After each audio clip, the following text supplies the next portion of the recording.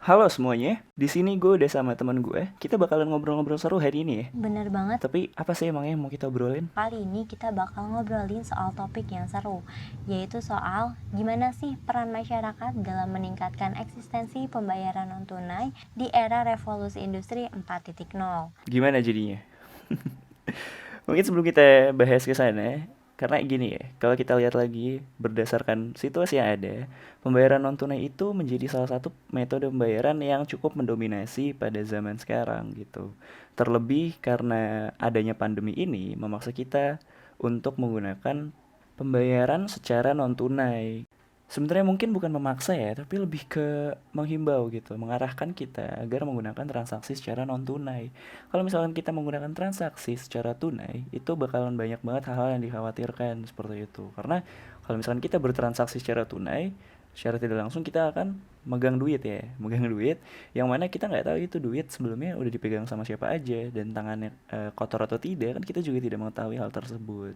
Makanya untuk menghindari hal-hal yang tidak diinginkan gitu, kita dihimbau untuk menggunakan pembayaran secara non tunai. Nah, aku setuju banget, tetapi mungkin selain imbauan, pembayaran non-tunai ini merupakan solusi dari kebutuhan manusia, di mana kita tahu masyarakat sekarang cenderung menyukai hal-hal yang bersifat praktis dan mudah.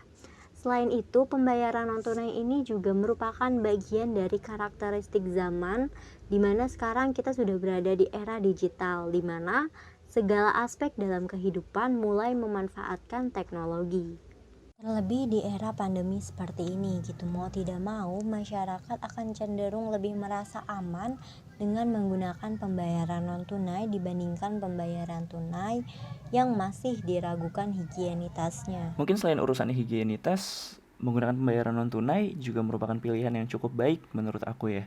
Apalagi kalau kita males nyatet pengeluaran gitu ya untuk beli apa ini itu segala macem, nanti udah ada catatannya sendiri gitu. Jadi kita tinggal lihat, oh ternyata bulan ini gue udah habis sekian gitu untuk beli apa aja gitu biasanya. Itu enaknya menggunakan pembayaran non tunai.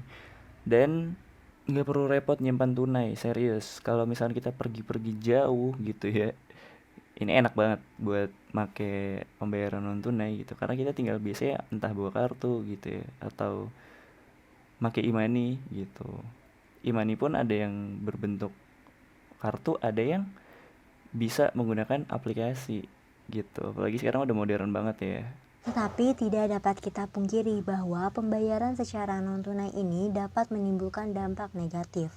Salah satunya membuat kita menjadi lebih boros. Kenapa? Karena ketika kita membayar sesuatu dengan uang fisik, kita merasa telah kehilangan sesuatu. Berbeda dengan kita melakukan pembayaran secara non-tunai, kita tidak merasa kehilangan apapun. Sehingga kita lebih mudah dalam mengeluarkan uang. Kita tinggal menggesek kartu atau scan barcode saja dan transaksi pembayaran selesai. Nah, tanpa terasa pengeluaran-pengeluaran yang tidak penting bisa sering terjadi. Tapi tunggu dulu. Kalau misalkan berbicara tentang boros, itu mungkin kembali ke pribadinya masing-masing ya. Karena ada juga orang yang mungkin bisa dibilang boros gitu ketika menggunakan pembayaran secara tunai. Jadi untuk masalah positif dan negatifnya terkait pembayaran non tunai itu balik lagi ya ke penggunanya masing-masing mungkin. Karena mungkin bisa aja ada yang lebih banyak positifnya ketika seseorang menggunakan pembayaran tunai gitu. Ada juga mungkin yang lebih banyak positifnya ketika seseorang menggunakan pembayaran non tunai. Jadi benar-benar balik lagi ke pribadinya masing-masing gitu loh. Kalau emang dasarnya boros, ya mau tunai atau non tunai tetap aja boros. Misalkan seperti itu ya. Tapi kalau menurut Hana sendiri gimana tuh? Kalau aku kan pribadi memang saat ini ya sejauh ini aku lebih prefer untuk menggunakan tunai sebenarnya. Tunggu. Tadi kan kamu ngejelasin soal berbagai manfaat atau hal positif yang bisa kita dapetin dengan melakukan pembayaran non-tunai. Iya bener banget. Tapi kok sekarang kamu malah bilang kamu lebih prefer sama pembayaran tunai? Jadi tadi aku setuju banget gitu terkait kelebihan-kelebihan apa yang udah aku sebutin. Tapi di satu sisi aku memang lebih nyaman untuk menggunakan pembayaran tunai. Karena dari akunya males top up. Dan tidak semua tempat menyediakan alat untuk pembayaran non tunai. Gitu. Oke, alasan yang bisa diterima.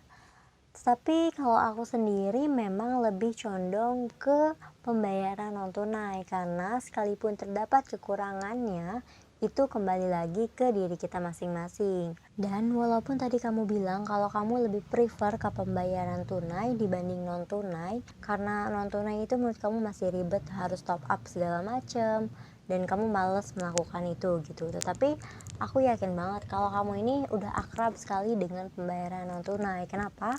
Karena sekarang perlahan-lahan segala aspek kehidupan kita tuh udah mulai beralih ke pembayaran non tunai. Contohnya aja kayak kita pesan ojek online, kita pesan makan, kita pesan minum, bahkan bayar uang kuliah. Apalagi sekarang udah mulai banyak pembayaran non tunai yang menggunakan aplikasi gitu ya. Makin mudah aja gitu. Tapi itu tadi konsekuensinya, pertama, belum semua tempat ya menyediakan alat untuk melakukan pembayaran non tunai, dan juga terkendala dari jaringannya. Kalau jaringannya jelek atau bahkan tidak mendapat jaringan sama sekali di suatu tempat, itu bakal menjadi kendala banget tuh untuk pengguna pembayaran non tunai. Dan kamu tahu nggak sih kalau sejak 6 tahun yang lalu, tepatnya tahun 2014, secara resmi Bank Indonesia bekerja sama dengan pemerintah mulai mengkampanyekan yang namanya Gerakan Nasional Non Tunai dan menargetkan tahun 2020, yaitu tahun ini, sebagai target cashless society. Amin. Semoga bisa terrealisasi ya.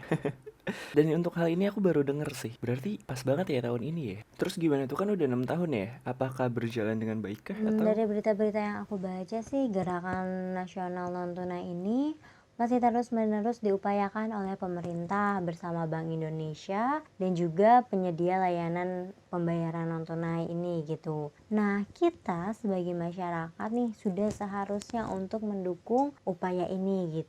Iya bener banget, mendukung juga mendoakan ya. Mungkin doa udah termasuk dukungan sih.